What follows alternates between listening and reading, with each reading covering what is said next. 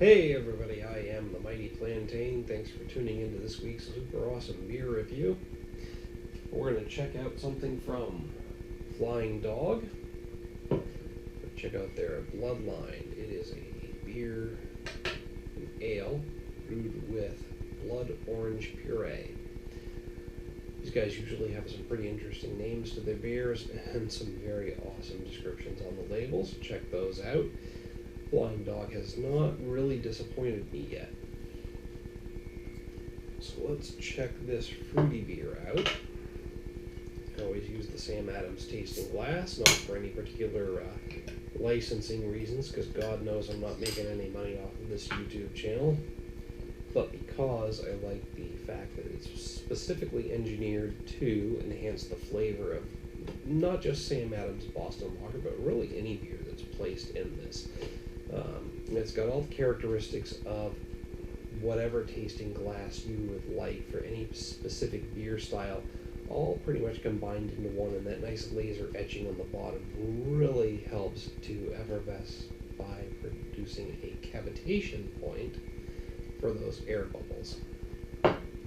Look at me trying to sound smarter than I really am. Anyway, let's get that Flying Dog in there. I'm already noticing a very interesting color to this. As I pour it out, it takes on a more normal, light, crispy, yellowish, with slight hints of amber beer hue. But in the actual pour, it had a bit of a pinkish, orangish tinge to it, which was very interesting. As it settles, it looks more like a regular beer. A little bit effervescent, a bit of a head on it. Looks like very small, light bubbles coming up through, though. The color overall is pretty nice. It's a very golden, slightly brown hue.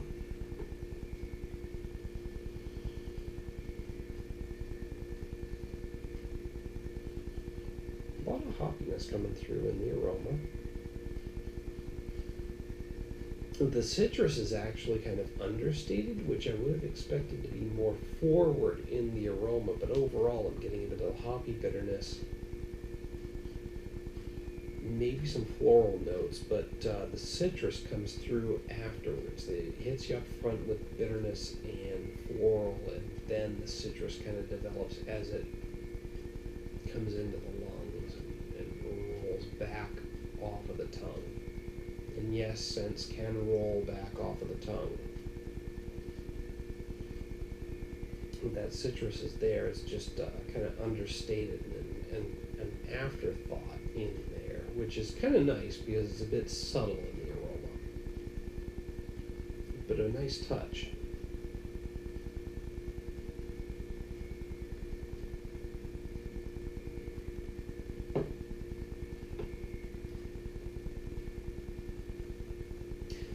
Hoppy and bitter up front. It's got a nice medium mouthfeel, though. It's good and heavy, but not too heavy.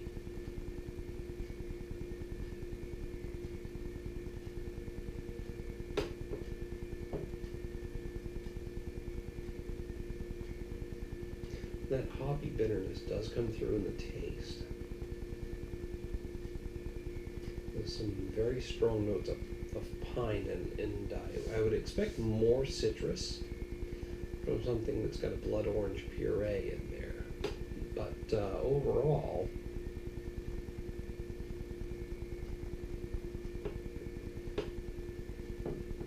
a very good beer. The hoppiness is really kind of overwhelming any other flavors that I'm getting. But that citrus comes through in the aftertaste. I am getting the blood orange puree, but again, it's really coming through in the aftertaste versus the upfront flavor of the beer.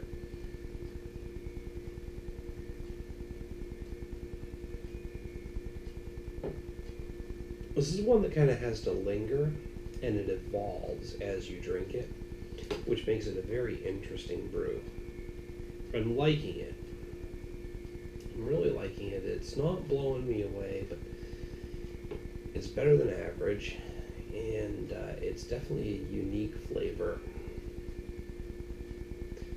I'm going to hit it with a 3.5 out of 5. Bear in mind, a 2.5 out of 5 is average. So this is getting some extra points for that uniqueness in the overall character of the beer, and the fact that it's interesting and it evolves as you drink it.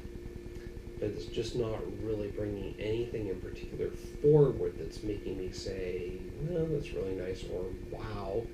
But it's definitely a better than average beer. And an average beer I would consider a craft beer that you can drink easily. So just my own personal opinion, as always, on these beers. You should definitely check this out for yourself. Let me know what you think down in the comments below. While you're at it, hit me up with a like and a share. And subscribe if you want to see a notification every time I post a new beer review. Until next time, folks. Cheers.